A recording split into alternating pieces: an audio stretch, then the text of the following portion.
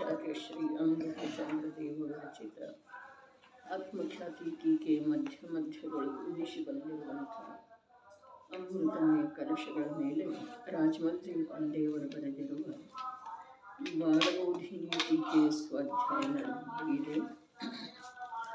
ನಿರ್ಜರ ಅಧಿಕಾರದ 22ನೇ ಮಂಗಲ ಕಲಶವಿದೆ.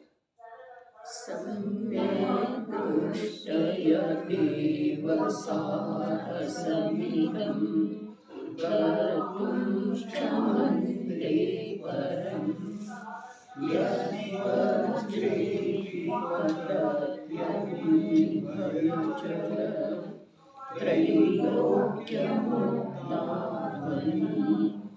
ಸರ್ವಾಮೇವ ನಿಸರ್ಗನಿರ್ಭಯತಯಾ ಶಂಕಾಂ ವಿಹಾಯ ಸ್ವಯಂ ಜಾನಂತ ಸ್ವಯಂ ಸ್ವಮವದ್ರಬೋಧವಕ್ಷಂ ಬೋಧಾಶ್ಚವಂತೆ ನಹಿ.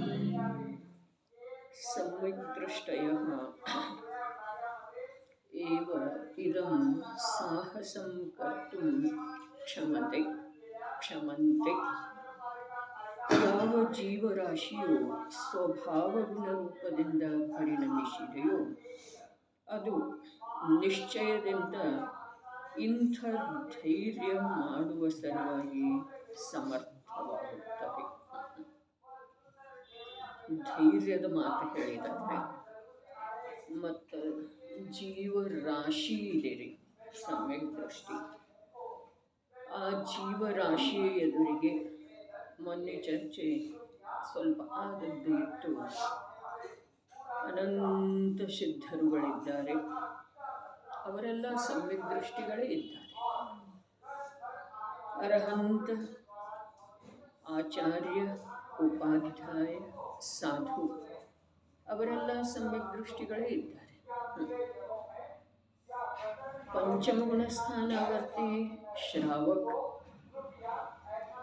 ಮನುಷ್ಯ ಮತ್ತು ತಿರಿಯಂಚಗಳು ಅವೆಲ್ಲ ಸಮ್ಯಕ್ ದೃಷ್ಟಿ, ಅವರೆಲ್ಲ ಸಮ್ಯಕ್ ದೃಷ್ಟಿಗಳೇ ಇದ್ದಾರೆ.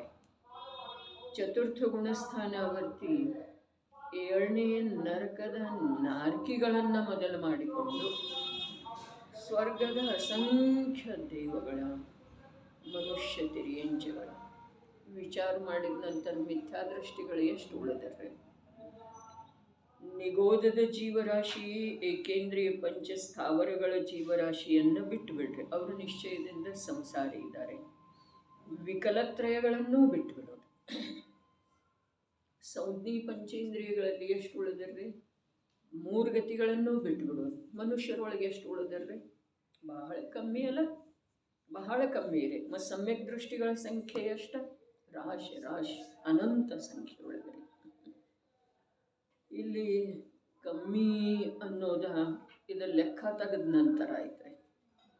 ಆದರೆ ನಾನು ಆ ರಾಶಿಯನ್ನು ನೋಡಿದ ನಂತರ ನಾನೊಬ್ಬನೇ ಇದ್ದೇನಲ್ಲ, ಮಿಥ್ಯಾದೃಷ್ಟಿ. ಅವರೆಲ್ಲ ರಾಶಿ ಸಂಖ್ಯೆಯೊಳಗೆ ಕಾಣಿಸ್ತಾ ಇದ್ದಾರೆ. ಚತುರ್ಥ ಗುಣಸ್ಥಾನ ಆವರ್ತಿ ಮನುಷ್ಯರು ಎಷ್ಟಿದ್ದಾರೆ, ತಿರಿಯಂಚಗಳು ಎಷ್ಟಿದ್ದಾವೆ, ದೇವ ನಾರಕಿಗಳಿದ್ದಾರೆ. ಅದೇ ಒಂದು ಸಮಯದ್ದು ಕೂಡ ಸಾತ ಇಲ್ಲ. ಆದ್ರೆ ಸಮ್ಯಕ್ ದರ್ಶನ ಇದೆ. 7ನೇ ನರಕದ ನಾರಕಿ, 7ನೇ ನರಕದೊಳಗೆ ಅಷ್ಟೇ ಇದ್ದಾರೆ ಹೀಗೆ ಮಾತಿಲ್ಲ, 7 ನರಕಗಳಲ್ಲಿ ಇದ್ದಾರೆ. ಆ ಎಲ್ಲ ಸಮ್ಯಕ್ ದೃಷ್ಟಿ ಜೀವರುಗಳ ರಾಶಿ ಅದೇ ಅವರೆಲ್ಲ ಧೈರ್ಯ ಮಾಡಿಬಿಟ್ಟಿದ್ದಾರೆ. ಯಾವುದರ ಸಲುವಾಗಿ ಧೈರ್ಯ ಮಾಡಿದ್ದಾರೆ ಅಂದರೆ, ಯಾವ ಪಂಚೇಂದ್ರಿಯ ಭೋಗದ ಕ್ರಿಯೆ ಇದೆಯಲ್ಲ, ಆ ಕ್ರಿಯೆಯನ್ನು ತಾನು ಮಾಡದೇ ಇರುವ ರೂಪದ ಧೈರ್ಯ ಧಾರಣ ಮಾಡಿದ್ದಾರೆ. ಬಹಳ ಅದ್ಭುತ ಮಾತು, ವಿಶೇಷ ಮಾತು, ಇದು ವಿಜ್ಞಾನದ ಮಾತು. ಮೋಕ್ಷ ಮಾರ್ಗದ ಆರಂಭದ ಮಾತು, ಸಾಕ್ಷಾತ್ ಮೋಕ್ಷದ ಸನಿಹಕ್ಕೆ ತೆಗೆದುಕೊಂಡು ಹೋಗುವಂಥ ಮಾತು. ಏನು ಮಾಡಬೇಕಾಗಿಲ್ಲ. ಬಸ್ ಪಂಚೇಂದ್ರಿಯ ವಿಷಯ ಸಾಮಗ್ರಿ ಅಲ್ಲೇನು ಜ್ಞಾನದ ಕ್ರಿಯೆ ಆಗ್ತಿದೆ, ಆ ಜ್ಞಾನದ ಕ್ರಿಯೆಯ ಕರ್ತೃತಾನ ಆಗುವುದಿಲ್ಲ. ನಿಜವಾಗಿ ಸಮ್ಯಕ್ ದೃಷ್ಟಿ ಜೀವ ಯಾವುದೇ ಭಾವದ ಕರ್ತೃ ಆಗೋದನೇ ಇಲ್ಲ. ಬಸ್ ಸ್ವಯಮೇವ ತನ್ನ ಷಟ್ಕಾರಕದಿಂದ ಆಗುವಂಥ ಪ್ರತಿ ಸಮಯದ ಭಾವಗಳನ್ನು ತಿಳಿತಾ ಇರ್ತಾನೆ. ಯಾಕೆ ತಿಳಿತಾ ಇರ್ತಾನೆ? ತಿಳಿಯುವ ಸ್ವಭಾವ ರೂಪದಿಂದ ಪರಿಣಮಿಸ್ತಾ ತಿಳಿತಾ ಇರ್ತಾನೆ. ತಿಳಿಯುವ ಸ್ವಭಾವ ರೂಪದಿಂದ ಪರಿಣಮಿಸ್ತಾ ಇರುವುದೇ ವಾಸ್ತವದಲ್ಲಿ ತಿಳಿಯುವಿಕೆ ಇದೆ. ತಿಳಿಯುವುದರೊಳಗ ವಿಷಯದಲ್ಲಿ ಏನಾದರೂ ಭೇದ ತಲೆದೋರಿತು ಅಂತಂದ್ರೆ ಅದು ತಿಳಿಯುವಿಕೆ ಅಲ್ಲ. ಅರೇ, ನನ್ನ ಜ್ಞಾನ ಸ್ವಭಾವದ ಮಹಿಮೆ ಅಂಥದ್ದಿದೆ, ಎಷ್ಟು ನಿರ್ಭಾರ ಇದೆ, ಎಷ್ಟು ಸಹಜ ಇದೆ. ನನ್ನ ಸುಖ, ನನ್ನ ಸುಖದ ಸ್ಥಾನ, ನನ್ನ ಸುಖರೂಪದ ಕಾರ್ಯ, ನನ್ನ ಸುಖದ ಕಾರಣ, ಇವು ಎಲ್ಲವೂ ಅತ್ಯಂತ ಸಹಜ ಸಹಜ. ನಮಗೆ ಧರ್ಮ ಮಾಡುವುದರೊಳಗ ಕೃತ್ರಿಮತೆ ಇದೆ, ಭಾರ ಇದೆ, ಕರ್ತವ್ಯ ಇದೆ. ಹೀಗಿರುವುದರಿಂದ ಅಭಿಮಾನ ಕೂಡ ಇದೆ. ಇವೆಲ್ಲ ಮಿಥ್ಯಾದೃಷ್ಟಿಯ ಆಸ್ತಿ. ಆದರೆ ಸಮ್ಯಕ್ ದೃಷ್ಟಿಗೆ ಜ್ಞಾನದೊಳಗೆ ಭೇದ ಕೂಡ ಇಲ್ಲಿ ಎಷ್ಟು ಸಹಜ. ಜ್ಞಾನದೊಳಗೆ ಅರ್ಥಾತ್ ತಿಳಿಯುವ ಯಾವ ಕಾರ್ಯ ನಡೆದಿದೆಯಲ್ಲ ಅದರೊಳಗೆ ಯಾವ ತಿಳಿದು ಬರ್ತಾ ಇದ್ದಾವಲ್ಲ ಪದಾರ್ಥಗಳ, ಆ ಪದಾರ್ಥಗಳಲ್ಲಿ ಭೇದನೇ ಇಲ್ಲ. ಆ ಜ್ಞಾನದೊಳಗೆ ಅದ್ಭುತ ಮಾತು. ಅದು ಜೀವದ ಸಹಜ ಜ್ಞಾನ ಸ್ವಭಾವ ಇದೆ. ಅದು ಜೀವನಿಗೆ ನಿರಾಕುಲ ಶಾಂತಿಯ ಅನುಭವ ಮಾಡಿಸುವಂಥದ್ದಿದೆ. ಅದು ಜೀವನನ್ನ ಸಂಸಾರ ಚಕ್ರದಿಂದ ಬಿಡಿಸುವಂಥ ಏಕಮೇವ ಉಪಾಯ ಇದೆ. ಅರೆ, ಪರದ್ರವ್ಯದೊಳಗ ಅದರ ಯೋಗ್ಯತೆಯಿಂದ ಆಗ್ತಾ ಇರುವಂಥ ಕಾರ್ಯಗಳ ಕುರಿತಾಗಿ ಈ ಜೀವದ ಜ್ಞಾನ ಆಕುಲ ವ್ಯಾಕುಲ ಆಗೋದ. ಈ ಜೀವದ ಜ್ಞಾನ ಕೆಲವು ಕಾರ್ಯಗಳ ಕುರಿತಾಗಿ ರಾಗರೂಪ ಆಗೋದ, ಕೆಲವು ಕಾರ್ಯಗಳ ಕುರಿತಾಗಿ ದ್ವೇಷರೂಪ ಅಸಮಾಧಾನ ರೂಪ ಆಗೋದ.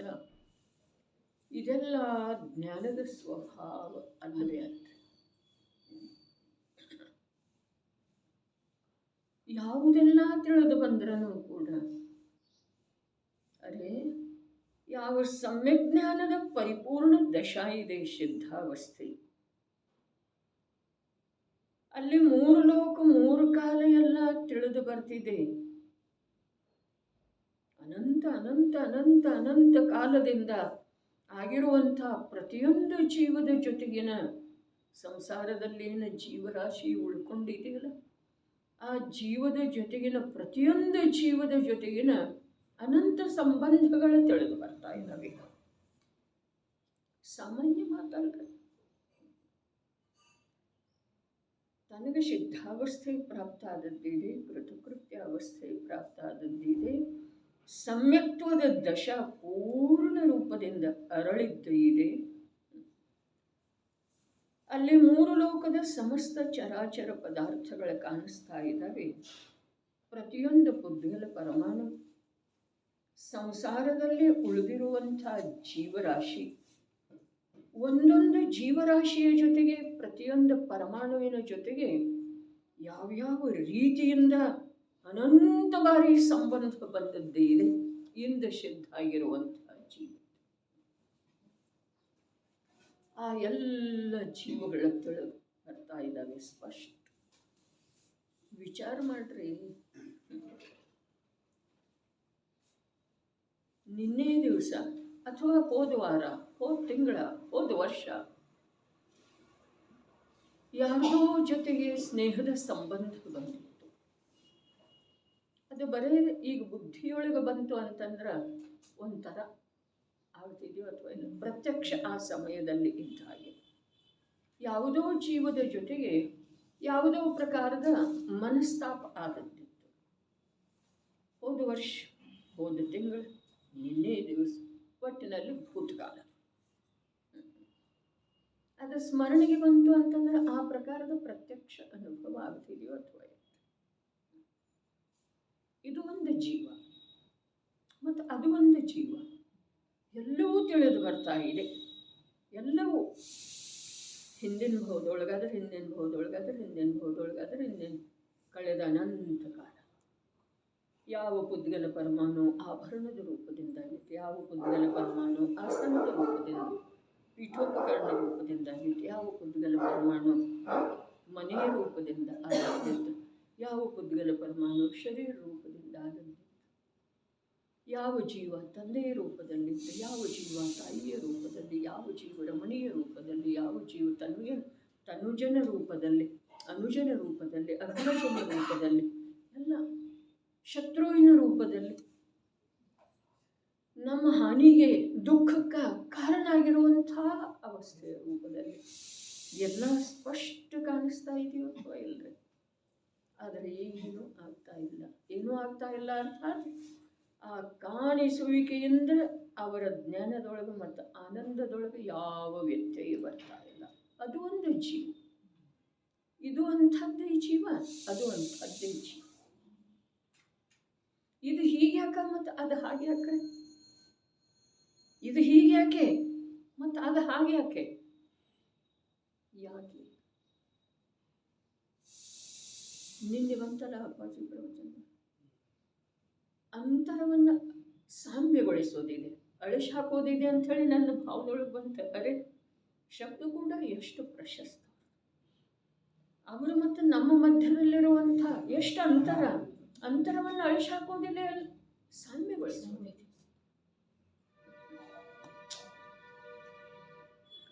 ಏನು ಜಿನವಾಣಿಯ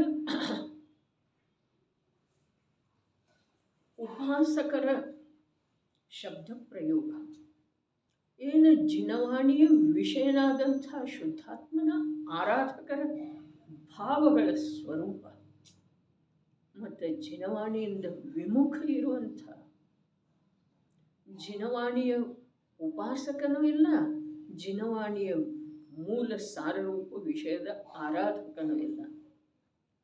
ಅಂತಹ ಜೀವದ ಆಂತರ್ಯದೊಳಗಿನ ಮಲಿನತೆಯ ಆಳ ಎಷ್ಟು, ಮಲಿನತೆಯ ವಿಸ್ತಾರ ಎಷ್ಟು, ಒಂದು ಸಮಯದ ಭಾವದೊಳಗಿನ ಮಲಿನತೆ ಎಷ್ಟು ಇದೆ. ಒಂದು ಸಮಯದೊಳಗೆ ಅರೆ ಅಲ್ಲೇನಿದೆ ಅಲ್ಲ, ಭಾವದೊಳಗೆ ಎಷ್ಟು ಶುದ್ಧಿ ಇದೆ, ಪರಿಪೂರ್ಣ ಶುದ್ಧಿ ಇದೆ. ಅದರ ವಿರುದ್ಧ ಇಲ್ಲಿ ಮಲಿನತೆಯೊಳಗ ಎಷ್ಟು ಎಷ್ಟು ಎಷ್ಟು ಅಗಾಧತೆ ಇದೆ, ವಿಶಾಲತೆ ಇದೆ. ಹಾಗಾದರೆ ಈ ಮಲಿನತೆಯನ್ನೆಲ್ಲ ಕತ್ತರಿಸಿ ಹಾಕಿ ಬಿಟ್ಟುಕೊಟ್ಟ, ಹಿಂದೆ ಹಾಕಿ ಅಥವಾ ವರ್ತಮಾನದಲ್ಲಿ ಇರುವೆಳೆದೊಳಗಿನ ಅಲಕ್ಷ್ಯ ಮಾಡಿ ಅಂಥ ಒಂದು ಸುಖ ಸ್ವರೂಪವನ್ನು, ನಿರಾಕುಲ ಶಾಂತಿಯ ಪ್ರದಾತೃವಾದ ನ್ಯಾಯಕ ಸ್ವರೂಪವನ್ನು, ಜ್ಞಾತೃ ಸ್ವರೂಪವನ್ನು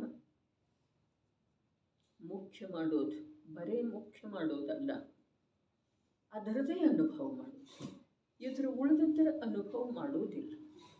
ಇದು ಅಸಂಖ್ಯ ಸಂಖ್ಯೆಯಲ್ಲಿದೆ.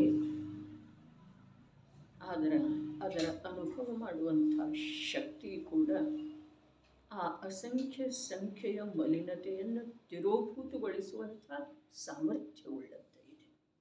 ಅಷ್ಟು ನಾವು ಕಾರ್ಯ ಮಾಡುವುದಿದೆ. ಇದು ಯಾವ ಕಾಲಕ್ಕೂ ಸ್ಥಿತಿ ಹೀಗೆ ಇರೋದರೆ ಶುದ್ಧ ಸ್ವರೂಪದ, ನ್ಯಾಯಕ ಸ್ವರೂಪದ, ನಿರಾಕುಲ ಶಾಂತಿಯ ಸಾಗರನಾದಂಥ ಆತ್ಮಸ್ವರೂಪದ ಅನುಭವ ಪ್ರಾರಂಭದೊಳಗೆ ಮಾಡೋದೇನಿದೆ ಅದ ಆ ಮಲಿನ ಭಾವದ ನಿಮಿತ್ತಗಳ ಅಂತರಂಗ ನಿಮಿತ್ತ, ಬಹಿರಂಗ ನಿಮಿತ್ತ ಇವೆಲ್ಲ ವಿಪುಲವಾಗಿ ಇರುವಾಗನರೇ ಅರೆ ಅವುಗಳನ್ನು ಅಲಕ್ಷ್ಯ ಮಾಡಿ ಅವುಗಳನ್ನು ದೃಷ್ಟಿಯೊಳಗೆ ಧಾರಣ ಮಾಡುತ್ತನ, ಅವುಗಳನ್ನು ಜ್ಞಾನದ ವಿಷಯವನ್ನಾಗಿಸಿಕೊಳ್ಳುತ್ತನ. ವರ್ತಮಾನದ ಜ್ಞಾನ, ಕಾರ್ಯ ಮಾಡುವಂಥ ಜ್ಞಾನ ಸ್ವಭಾವವನ್ನು ಮುಖ್ಯ ಮಾಡುತ್ತೆ. ಇದರಿಂದ ಮೋಕ್ಷ ಮಾರ್ಗದ ಆರಂಭ ಆಗುವುದಿದೆ. ಈ ಆರಂಭ ಇದೇ ರೀತಿ ಇರೋದ್ರೆ ಎಲ್ಲ ಮಲಿನತೆ ಹೊರಟು ಹೋಗಿ ಒಂದು ಶುದ್ಧ ಸ್ವಭಾವನೆ ಇರ್ತಿದೆ. ಆವಾಗ ನಾವು ಪುರುಷಾರ್ಥ ಮಾಡಿ ಶುದ್ಧ ಸ್ವಭಾವದ ಅನುಭವ ಮಾಡೋದಿದೆ. ಹೀಗೆ ಮಾತಿಲ್ಲ. ಅದು ಹೇಗಿರೋದು ಅದು ಏಕಾಕಿ ಆಗಿರೋದ್ರೆ ಇರೋದನ್ನೇ ಇವು ಎಲ್ಲ ರಾಶಿ ಅರೆ ನಿನ್ನೆ ಬಂತಲ್ಲ ಏನು ಜೀವ ಒಂದು ಜೀವದ್ರವ್ಯ ಒದ್ದುಗಳ ಅನಂತಾನಂತ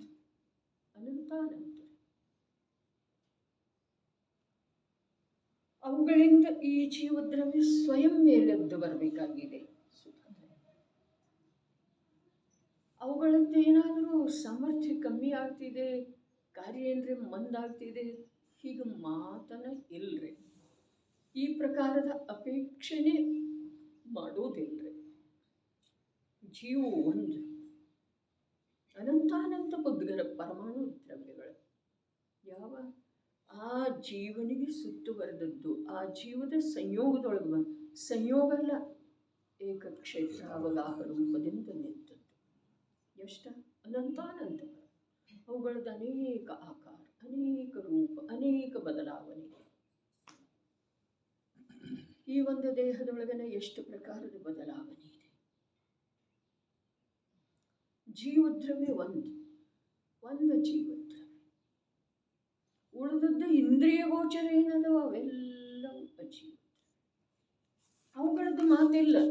ಬರೀ ಏಕಕ್ಷೇತ್ರ ಅವಗಾಹ ರೂಪದಲ್ಲಿರುವಂತಹ ಬುದ್ಧಿಗಳ ಪರಮಾಣು ದ್ರವ್ಯಗಳ ಅನಂತಲ್ಲ ಅನಂತಾನಂತ. ಓರ್ವ ಜೀವದ ಸಂಯೋಗದೊಳಗೆ ಅನಂತಾನಂತ ಬುದ್ಧಿಗಳ ದ್ರವ್ಯಗಳಿದ್ದಾವೆ. ಹಾಗಾದ್ರೆ ಇಡೀ ವಿಶ್ವದೊಳಗೆ ಎಷ್ಟು ಏನು ಮಾಡೋದಿದೆ?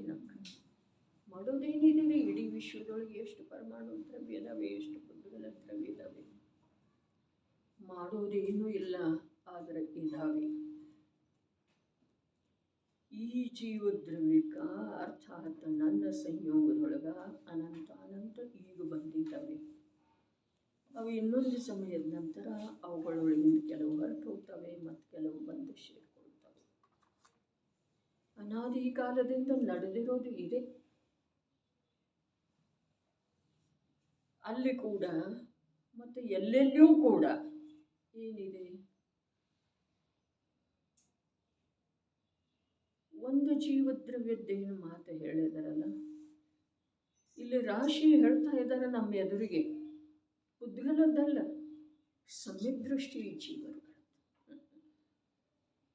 ಎಲ್ಲೆಲ್ಲಿಯೂ ನಾನು ಏಕಾಕಿಯಾಗಿ ಆವಾಗ ನಿಲ್ಲುತ್ತೇನೋ, ಆವಾಗ ನನ್ನ ಕಾರ್ಯ ಆಗುವ ಸಲುವಾಗಿ ಯಾವ ಜಿನೇಂದ್ರ ಪ್ರಣೀತ ವಸ್ತು ಸ್ವರೂಪ ಇದೆಯೋ ಅದು ತಿಳಿದು ಬರೋ ಸಾಧ್ಯ.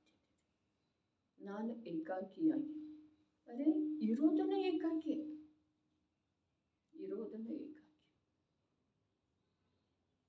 ಅನಂತಾನಂತ ಬುದ್ಧಿಗಳ ದ್ರವ್ಯದ ಜೊತೆಗೆ ಇರೋದು ನಾನು ಏಕಾಕಿ.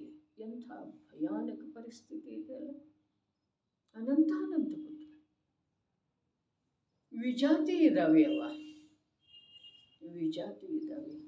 ಈಗ ಈ ವಿಷಯಕ್ಕೆ ಬಂದ್ರೆ ಅವರ ಸಮ್ಯಕ್ ದೃಷ್ಟಿ ಜೀವ ರಾಶಿ ಇದೆ, ಮತ್ತು ನಾನಿದ್ದೇನೆ ಮಿಥ್ಯಾದೃಷ್ಟಿ ಜೀವ. ನನ್ನಿಂದ ವಿಲಕ್ಷಣ ಭಾವವುಳ್ಳವರು ಅದಾರ ಅವರೆಲ್ಲರೂ. ಅವರಿಂದ ವಿಪರೀತ ಅಂದ್ರೆ ಅಥವಾ ವಿಲಕ್ಷಣ ಭಾವ ನನ್ನಲ್ಲೇ ಇದ್ದಾವೆ. ಹಾಗಾದ್ರೆ ನಾನು ಏಕಾಕಿ ಏನು ಮಾಡಲು ಸಾಧ್ಯ ಇದೆ? ಈ ಕಡೆ ನೋಡಿದ ಅನಂತ ಅನಂತ ಪುದ್ಗಲ, ಈ ಕಡೆ ನೋಡಿದ ಈ ಪುದ್ಗಲ ಏನದವು ಅವು ವಿಜಾತಿ ಅದವು.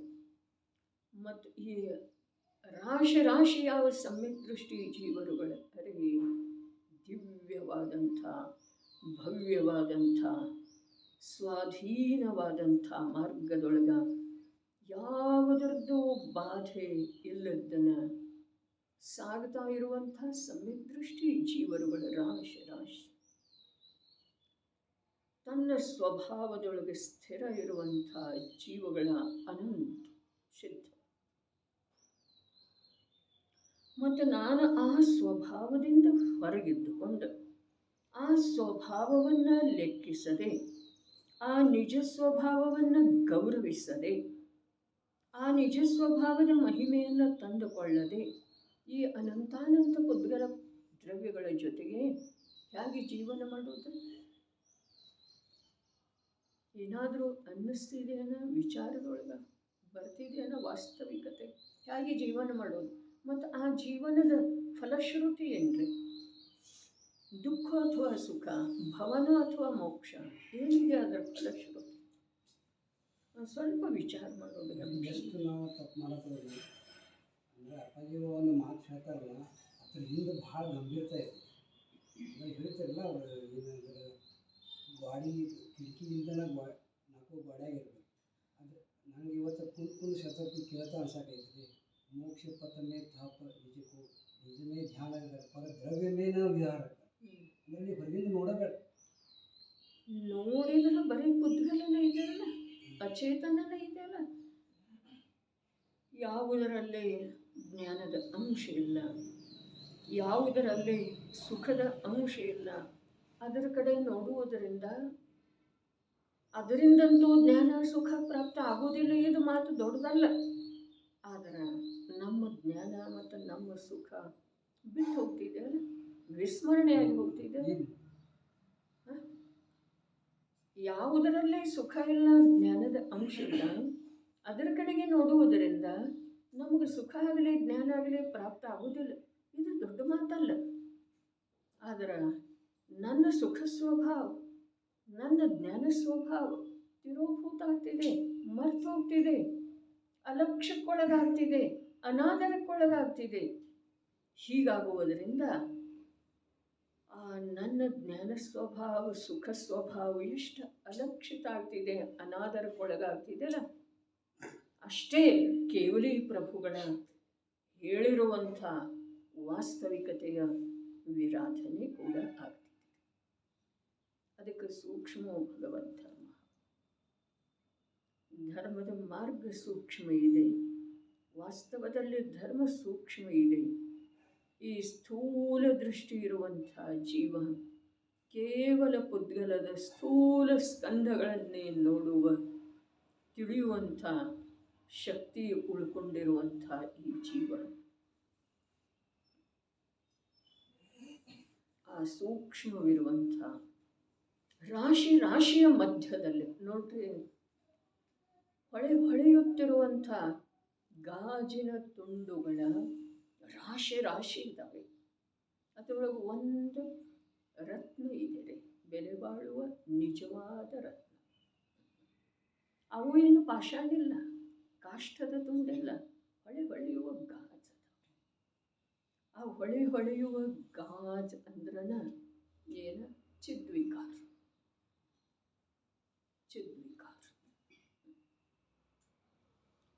ಚಿದ್ವಿಕಾರ ಇದ್ದಾವೆ. ಆದರೆ ಅವೆಲ್ಲವುಗಳಿಗೆ ಆಧಾರ ಜಡ ಪುದ್ಗಲ ಇದೆ. ನಿರ್ಜರ ತನ್ನಷ್ಟಕ್ಕೆ ತಾನೇ ಆಗುವುದಿಲ್ಲ. ಆ ಶಾಶ್ವತವಾದಂಥ ಅವ್ಯಾಬಾಧ ಸುಖ ತನ್ನಷ್ಟಕ್ಕೆ ತಾನೇ ಲಭಿಸುವುದಿಲ್ಲ.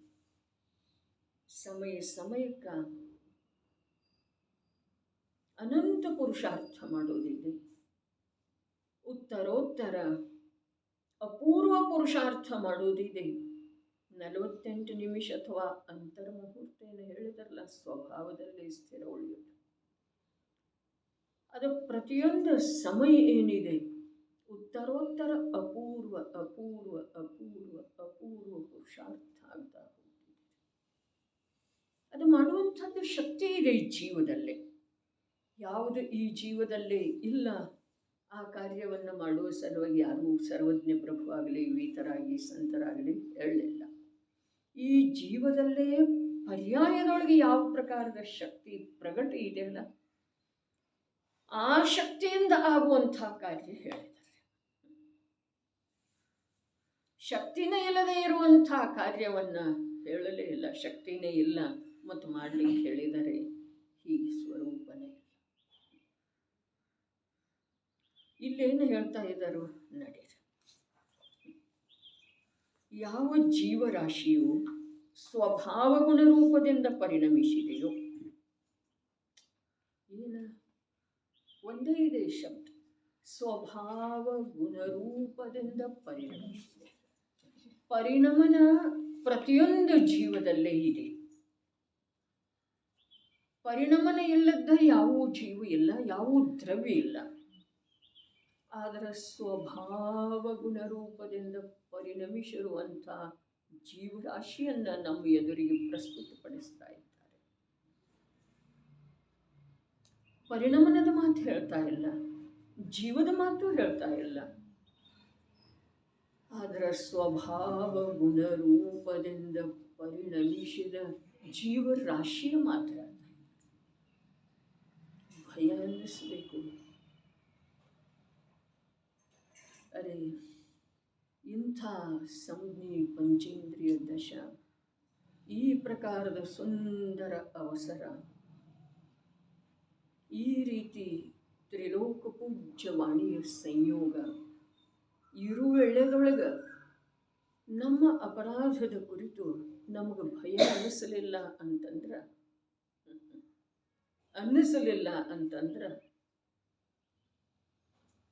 ಉಳಿದ ಯಾವ ಕಾಲದೊಳಗೆ ಯಾವ ಅವಸ್ಥೆಯೊಳಗೆ ಭಯ ಅನಿಸೋದು ಸಾಧ್ಯ ಇಲ್ಲ.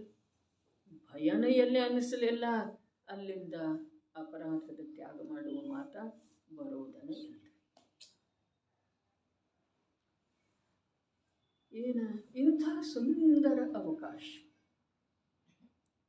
ಜ್ಞಾನದ ವಿಕಾಸ ಆದದ್ದೇ ಇದೆ. ಆ ಜ್ಞಾನಕ್ಕೆ ಯಾವುದೂ ಜಡ ಪದಾರ್ಥದಲ್ಲೇ ಕಾರ್ಯ ಮಾಡುವಂಥ ಪ್ರಸಂಗ ಇಲ್ಲ ಈ ಸಮಯದೊಳಗೆ. ಮತ್ತು ಜೀವದ ಜ್ಞಾನ ಸಾಮರ್ಥ್ಯದ ಸ್ವರೂಪವನ್ನು ತಿಳಿಸಿಕೊಡುವಂಥ ಮೂರು ಲೋಕದಲ್ಲಿ ಪೂಜ್ಯವಿರುವಂಥ ಚಿನವಾಣಿಯ ಸಂಯೋಗ ಇದೆ.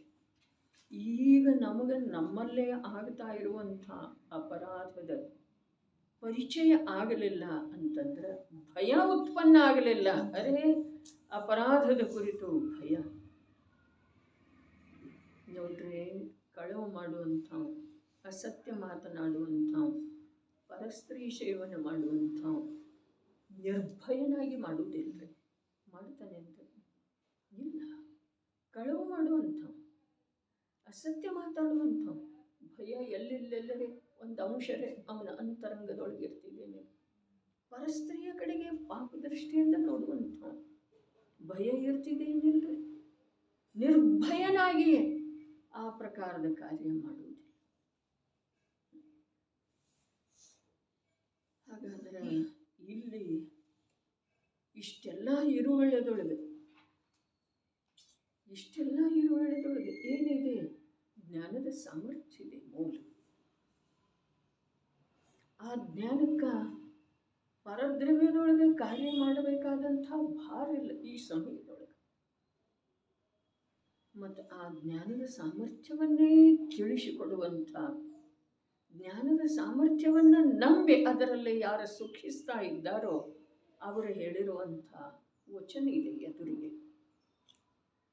ಇನ್ನೇನು ಈ ಸಮಯದೊಳಗನ ನಮ್ಮ ಅಪರಾಧದ ಕುರಿತು ನಮಗೆ ಭಯ ಉತ್ಪನ್ನ ಆಗಲಿಲ್ಲ ಅಂತಂದ್ರೆ ನಮಗೆ ನಮ್ಮ ಅಪರಾಧವನ್ನು ತಿಳಿದುಕೊಳ್ಳುವಂಥ ಅಥವಾ ಅಪರಾಧದಿಂದ ಬಿಡುಗಡೆ ಹೊಂದುವಂಥ ಸನ್ನಿವೇಶ ಮೂರು ಲೋಕದೊಳಗೆ ಎಂದೂ ಮತ್ತೆ ಸಿಗೋ ಸಾಧ್ಯ ಇಲ್ಲ. ಇನ್ನೊಂದು ಇಲ್ಲವೇ ಇಲ್ಲರಿ. ಈಗ ಆಗಲಿಕ್ಕೆ ಬೇಕ್ರಿ ಕಾರ್ಯ. ಅದಕ್ಕೆ ಇಲ್ಲಿ ಹೇಳಿದ್ರೆ ಧೈರ್ಯ, ಇಂಥ ಧೈರ್ಯ ಎಂಥ ಧೈರ್ಯ ನಿಮ್ಮದು ನೀವು ನೋಡ್ಕೊಳ್ಪ. ನಮ್ಮ ತಲೆಗೆ ಎಂತ ಮಾಡಬೇಡ್ರಿ, ನಮ್ಮ ತನಕ ಈ ವಿಚಾರ ತರಬೇಡ್ರಿ.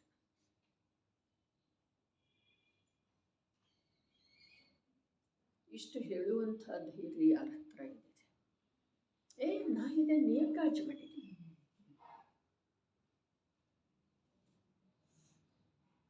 ಏನಿದೆ ಇನ್ನು ನಿಮ್ಮ ನೋಡ್ಕೊಟ್ರಿ. ಮಕ್ಕಳು 4 ಮಕ್ಕಳು ಅದಾರು, 2 ಅದಾರು, ಎಷ್ಟು ಅದಾರು. ಇನ್ನು ನಿಮ್ಮ ನೋಡ್ಕೊಳ್ರಿ. ನಮ್ಮದು ಕರ್ತವ್ಯ ಪೂರ್ಣ ಆಗೈತೆ ಅಂಥೇಳಿ ನಾವು ನಂಬಿದೆವು. ಇನ್ನು ನೀವು ನಮ್ಮ ಕಡೆಯಿಂದ ಏನು ಅಪೇಕ್ಷೆ ಮಾಡಬೇಡ್ರಿ.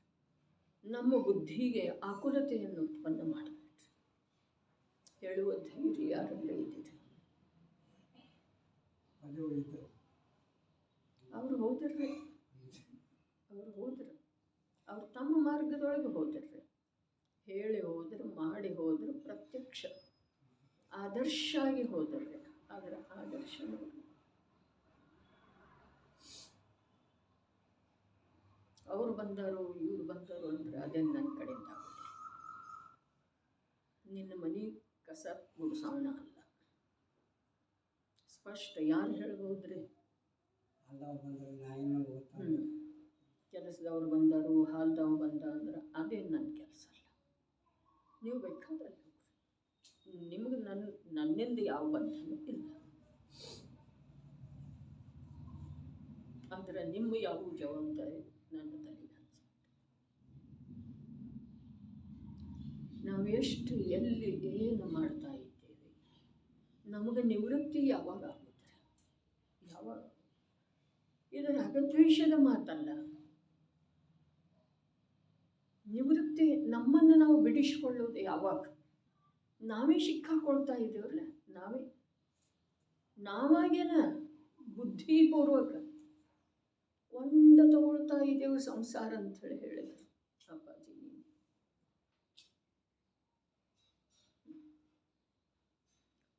ಮತ್ತು ಅಳೋದ, ದುಃಖಿ ಆಗೋದ, ರಂಪ ಮಾಡೋದ, ತಕರಾರು ಹೇಳೋದ, ಯಾರಿಗೆದರಿಗೆ? ಆ ನಿರ್ದೋಷ ಪ್ರಭು ಭಗವಂತನ ಎದುರಿಗೆ. ಅವ ಹೇಳಿದ್ದು ಒಂದು ಮಾತು ಕೇಳೋದಿಲ್ಲ, ಒಂದು ಮಾತು ಕೇಳೋದಿಲ್ಲ. ನಮ್ಮ ಮನಸ್ಸಿಗೆ ಬಂದ ಹಾಗೆ ಮಾಡೋದು, ಮತ್ತು ನಮ್ಮ ದುಃಖ ರಂಪ ಎಲ್ಲ ಅಲ್ಲಿ ಹೋಗಿ ಹೇಳೋದು. ಅದರಿಂದ ಆಗೋದೇನು? ಇದು ನ್ಯಾಯ ಇದೆ ಅಂದರೆ ಲೋಕದೊಳಗೆ ಇದು ನ್ಯಾಯ ಅನ್ನಿಸ್ಕೊಳ್ತಿದೆ ಅಂತ. ಇದು ಎಷ್ಟು ದಿವಸ ನಡೆಯೋದ್ರಿ? ಹಾಗೆ ಏನು ಹೇಳ್ತಾ ಇದ್ದಾರೆ ಅಲ್ಲಿ? ಜೀವರಾಶಿ, ಯಾವ ಜೀವರಾಶಿಯು ಏನು ಸ್ವಭಾವ ಗುಣರೂಪದಿಂದ ಪರಿಣಮಿಸಿದೆ. ಪರಿಣಾಮದಂತೂ ಇದೆ, ಆದರೆ ಆ ಪರಿಣಾಮಕ್ಕೆ ಏನಾರು ಬೇಕಲ್ಲ, ಅರ್ಥ ಬೇಕು, ಬೆಲೆ ಬೇಕು, ಪ್ರಯೋಜನ ಬೇಕು. ಸ್ವಭಾವ ಗುಣರೂಪದಿಂದ ಪರಿಣಮಿಸಿದೆಯೋ ಅದು. ಮತ್ತು ವಿಶೇಷಣ ಏನ? ನಿಶ್ಚಯದಿಂದ. ಬರೀ ಹೇಳೋ ಮಾತಲ್ಲ, ಬರೀ ಬರೆಯೋ ಮಾತಲ್ಲ, ಬರೀ ಉಪದೇಶದ ಮಾತಲ್ಲ, ನಿಶ್ಚಯದಿಂದ ಏನ? ಇಂಥ ಧೈರ್ಯ ಮಾಡುವ ಸಲುವಾಗಿ ಸಮರ್ಥವಾಗುತ್ತದೆ. ಧೈರ್ಯ ಬೇಕ್ರಿ ಮೋಕ್ಷ ಮಾರ್ಗದೊಳಗೆ ಹೋಗುವ ಸಲುವಾಗಿ, ಭೋಗಿಸುವ ಸಲುವಾಗಿ, ಅನ್ಯಾಯ ಮಾಡುವ ಸಲುವಾಗಿ. ಎಂಥ ಧೈರ್ಯ? ಅಲ್ಲೇನು ಧೈರ್ಯ ನಿಜವಾಗಿ ಬೇಕಾಗಿಲ್ರಿ, ಅನ್ಯಾಯ ಮಾಡುವ ಸಲುವಾಗಿ. ಅದರ ಧೈರ್ಯ ಬೇಕು ಅನ್ಯಾಯ ಮಾರ್ಗವನ್ನು ಬಿಟ್ಟು ಕೊಡುವ ಸಲುವಾಗಿ. ಅನ್ಯಾಯ, ಅನೀತಿ, ಅಭಕ್ಷಗಳ ತ್ಯಾಗದ ಸಲುವಾಗಿ ಧೈರ್ಯ ಬೇಕ್ರಿ. ಅನ್ಯಾಯ ಮಾಡ್ಲಿಕ್ಕೆ ಏನು ಧೈರ್ಯ ಬೇಕು? ಇಂದು ಎಷ್ಟು ಜೀವರುಗಳ ಅನ್ಯಾಯ ಮಾರ್ಗದೊಳಗೆ ಧೈರ್ಯದಿಂದ ಹೋಗ್ತಾ ಇದ್ದಾರೋ ಅಥವಾ ಇಲ್ರಿ? ಭಯರಹಿತಾಗಿ ಹೋಗ್ತಾ, ಅಲ್ಲೇನು ಧೈರ್ಯ ಬೇಕಾಗಿಲ್ರಿ. ಧೈರ್ಯ ನಿಜವಾಗಿ ಎಲ್ಲಿ ಬೇಕು? ಅರೇ, ಯಾವ ಭಾರತಕ್ಕೆ ಸ್ವಾತಂತ್ರ್ಯವನ್ನು ತಂದು ಕೊಟ್ಟರು ಆ ಗಾಂಧೀಜಿ ಹೇಳಿದ ತತ್ವ ಧೈರ್ಯದಿಂದ. ಅಹಿಂಸೆ ಮತ್ತು ಸತ್ಯ ಅಂತ ಹೇಳಿದ್ರು. ಆ ಅಹಿಂಸೆಯ ಸ್ವರೂಪ ಈ ಜಿನೇಂದ್ರ ಪ್ರಭು ಹೇಳಿರುವಂಥ ಮಾರ್ಗದಲ್ಲಿ ಬರುವ ಅಹಿಂಸೆಯ ಸ್ವರೂಪ ಬಹಳಷ್ಟು ವ್ಯತ್ಯಾಸ ಇದ್ರೂ ಕೂಡ ಅದಕ್ಕೂ ಕೂಡ ಧೈರ್ಯನ ಬೇಕ್ರಿ. ಏನು ಮಾಡಿದ್ರು ಅವರು? ಗುಂಡು ಯಾರು ಹಾರಿಸಿದರು? ಅವರು ದುರ್ಬಲರ್ರಿ. ಗುಂಡಿನೇಟಿಗೆ ಎದೆ ಯಾರು ಕೊಟ್ಟರು? ಅವರು ಧೈರ್ಯಶಾಲಿ. ಅರೆ, ತಮ್ಮ ಮಾರ್ಗವನ್ನು ಬಿಡುವುದಿಲ್ಲ. ಮಾರ್ಗದೊಳಗೆ, ಸತ್ಯ ಮಾರ್ಗದೊಳಗೆ, ನ್ಯಾಯ ಮಾರ್ಗದೊಳಗೆ ಅನೇಕ ಅನೇಕ ಅನೇಕ ಅನೇಕ ಅನೇಕ ವಿಪತ್ತುಗಳ ಬರೋನರಿ. ಆ ವಿಪತ್ತುಗಳಿಗೆ ಹೆದರಿ ಮಾರ್ಗಚ್ಯುತ ಆದರ ಮಾರ್ಗದ ಪ್ರಾಪ್ತಿ ಯಾವಾಗ ಆಗುವುದೇ? ಅನ್ಯಾಯ ಮಾರ್ಗವನ್ನು ಬಿಟ್ಟುಕೊಡುವ ಸಲುವಾಗಿ, ಸಂಸಾರ ಮಾರ್ಗದಿಂದ ಭಿನ್ನ ಆಗುವ ಸಲುವಾಗಿ ಧೈರ್ಯ ಬೇಕು. ಇಂಥ ಧೈರ್ಯ ಅವರಲ್ಲಿ ಇದೆ. ಏನು ಧೈರ್ಯ? ವಿಷಯ ಸಾಮಗ್ರಿಗಳ ಇರುವಾಗ ಕೂಡ ಅರೆ, ವಿಚಾರ ಮಾಡಿದ ನಂತರ ಎಷ್ಟು ಸ್ಪಷ್ಟ ಇದೆ, ಎಷ್ಟು ಸ್ಪಷ್ಟ ಇದೆ. ಈಗ ಮಂದಿರದಿಂದ ಬರುವ ವೇಳೆದೊಳಗೆ ಇಲ್ಲೇ ಬಂದದ್ದು ವಿಚಾರ. ಅದು ವಿಚಾರ ಏನು ಸ್ವತಂತ್ರ ಇರ್ತಿದ್ದೇವೆ, ಅದಕ್ಕೆ ಯಾವಾಗಲೇ ಒಮ್ಮೆ ನಿಮಿತ್ತನೂ ಇರ್ತಾವೆ. ವಿಚಾರ ಸ್ವತಂತ್ರ ಇರ್ತಿದೆ. ಜೀವನಿಗೆ ಎಷ್ಟು ಬೇಕಾಗಿದೆ ಕ್ಷಣಿಕವಾದಂಥ ಈ ಜೀವನದ ಸಲುವಾಗಿ ಜನ್ಮದ ಸಾರ್ಥಕತೆ ಮತ್ತು ಜೀವನ ಧನ್ಯ ಮಾಡಿಸಿಕೊಳ್ಳುವ ವಿಚಾರ ನಡೆದದ್ದೇ ಇತ್ತು. ಜನ್ಮ ಸಾರ್ಥಕ ಆಗಬೇಕು, ಜೀವನ ಧನ್ಯ ಆಗಬೇಕು.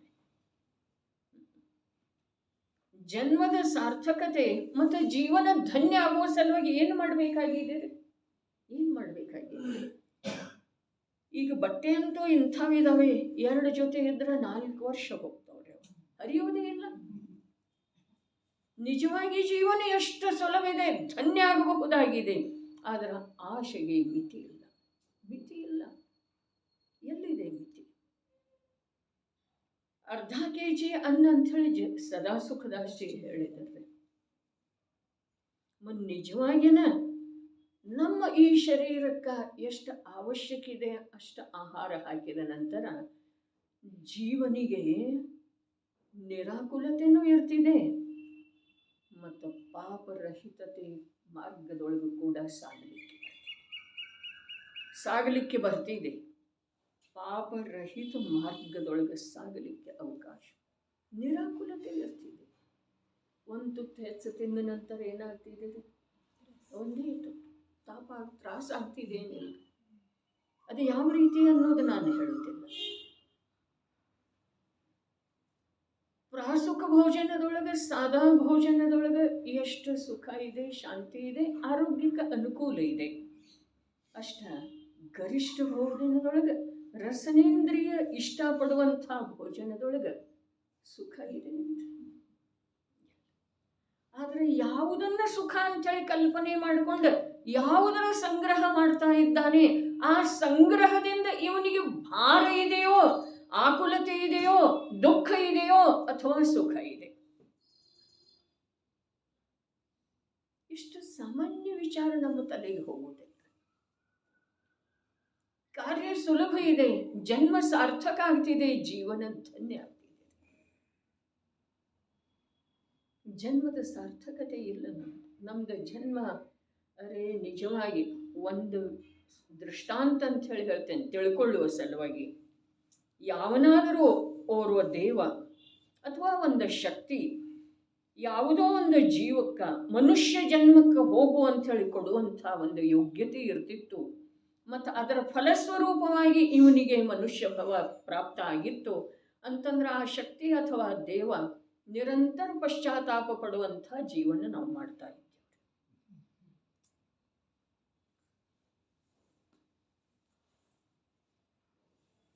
ನಿರಂತರ ಪಶ್ಚಾತ್ತಾಪ. ಯಾಕರೆ ಹೇಳಿ ಇವನನ್ನು ಮನುಷ್ಯ ಜನ್ಮಕ್ಕೆ ಯಾಕರೆ ಕಳಿಸಿ ಅನ್ನುವ ಹಾಗೆ ನಮ್ಮದು ಜೀವನ ಇದೆ. ಜನ್ಮ ಸಾರ್ಥಕ ಇಲ್ಲ, ನಮ್ಮ ಸಲುವಾಗಿಲ್ಲ. ಜೀವನ ಧನ್ಯ ಹೇಗಾಗೋದ್ರೆ, ಜೀವನ ಸುಖಮಯ ಹೇಗಾಗೋದ, ಜೀವನ ಆನಂದಮಯ ಹೇಗಾಗೋದ, ಜೀವನ ಇನ್ನೊಬ್ಬರಿಗೆ ಆದರ್ಶ ಹೇಗಾಗೋದ.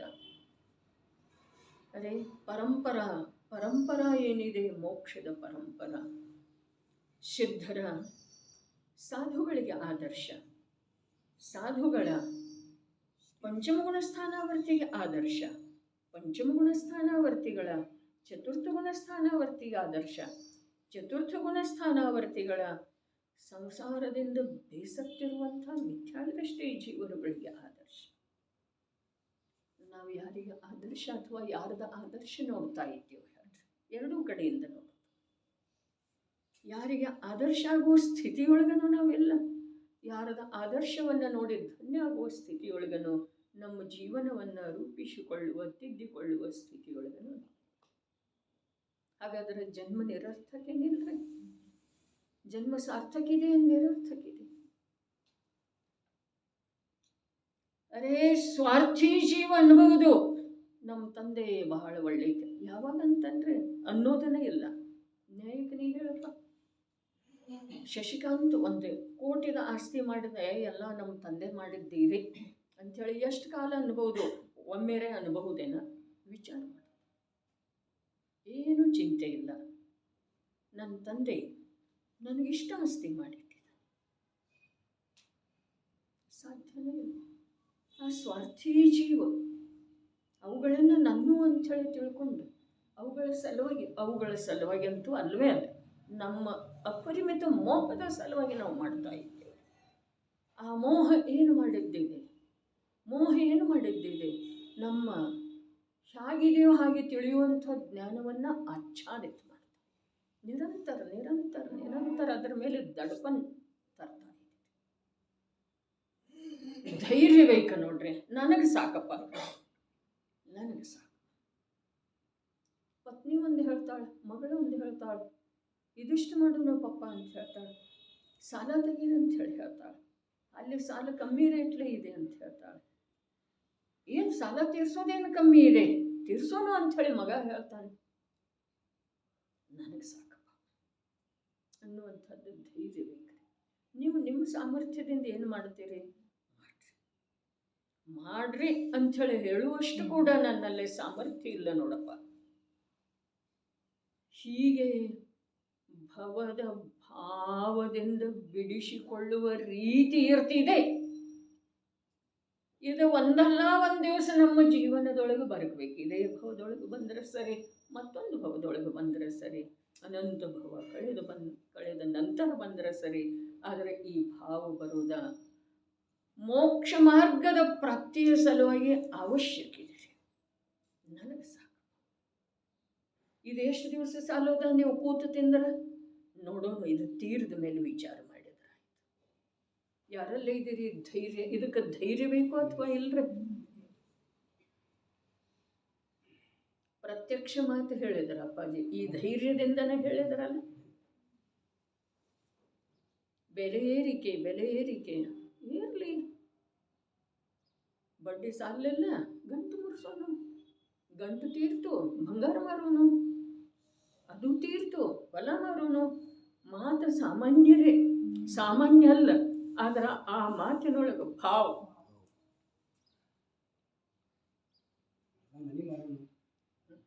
ಮನೆ ಮಾರೋನು, ಹೊಲ ಅಂದ್ರೂ ಬಲಿಕಿದೀವಿ ಅಂತಂದ್ರೆ ಹೊಲ ಮಾರೋನು. ಅಲ್ಲಿ ಮಣ್ಣು ಬೆಳ್ಕತ್ತೈತಿ ಹಿಂದಿನ ಕೊಲ್ಲದಾಗ, ಕೆಡವಿ ಬಿಡೋನು, ಇಷ್ಟ್ರಾಗ ಇರೋನು.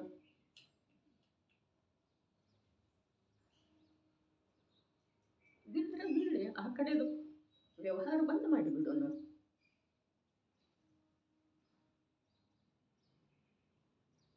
ಇಂಥ ಜೀವಕ್ಕೆ ನಿಯಮದಿಂದ ಮೋಕ್ಷ ಮಾರ್ಗ ಅಲ್ಪ ಸಮಯದೊಳಗೆ ಸಿಕ್ಕೋದ್ರೆ. ಎಲ್ಲರೂ ಯಾರ ಮೇಲ್ರೆ ಬಿತ್ತಂದ್ರೆ ಏನು ಮಾಡೋದು? ಅದನ್ನ ಮತ್ತೆ ರಿಪೇರಿ ಮಾಡೋದು. ಇದು ಬುದ್ಧಿವಂತಿಕೆ ಅಂತ ಹೇಳಿ ನಾವು ತಿಳಿತೀವಿ. ಅದಕ್ಕೆ ಬುದ್ಧಿವಂತಿಕೆ ಅಂತ ಇದೇವ್ರಿ. ಇವತ್ತಿನ ವಿಚಾರ ಇಲ್ಲ, ನಾಳೆ ಸಲುವಾಗಿ ಇವತ್ತು ದುಃಖಿ ಆಗೋದಿದ್ದೀರಿ. ನಮಗ ಇವತ್ತು ಯಾವ ದುಃಖಿ ಆಗಿದೆ, ನಾವು ನಾಳೆ ಯಾವ ಸುಖಿ ಆಗವ್ರಿ? ಹೇಗಾಗವ ಹೇಳ್ರಿ? ಇವತ್ತು ಯಾವ ನಾಳೆ ವಿಚಾರ ಮಾಡಿದ್ದನ ಇವತ್ತು ಸುಖಿ ಆಗಿದ್ದನು, ಅವು ನಾಳೆ ನಿಯಮದಿಂದ ಸುಖಿ ಆಗಿದೆ. ಸುಖಿಯ ಅರ್ಥಾತ್ ಆಶೆಯನ್ನು ಕತ್ತರಿಸು. ಧೈರ್ಯದ ಮಾತು ಹೇಳಿದಾರೆ ನೋಡ್ರಿ. ಆ ಧೈರ್ಯ ಶಬ್ದದ ತಾವು ವಿಚಾರ ಮಾಡೋದು. ನಿಶ್ಚಯದಿಂದ ಇಂಥ ಧೈರ್ಯ ಮಾಡುವ ಸಲುವಾಗಿ ಸಮರ್ಥವಾಗುತ್ತದೆ. ಏನ? ಆ ಜೀವರಾಶಿನ, ಯಾವ ಜೀವರಾಶಿ? ಸ್ವಭಾವ ಗುಣ ರೂಪದಿಂದ ಪರಿಣಮಿಸಿರುವಂಥ ಸಮ್ಯಕ್ ದೃಷ್ಟಿ ಜೀವರಾಶಿ.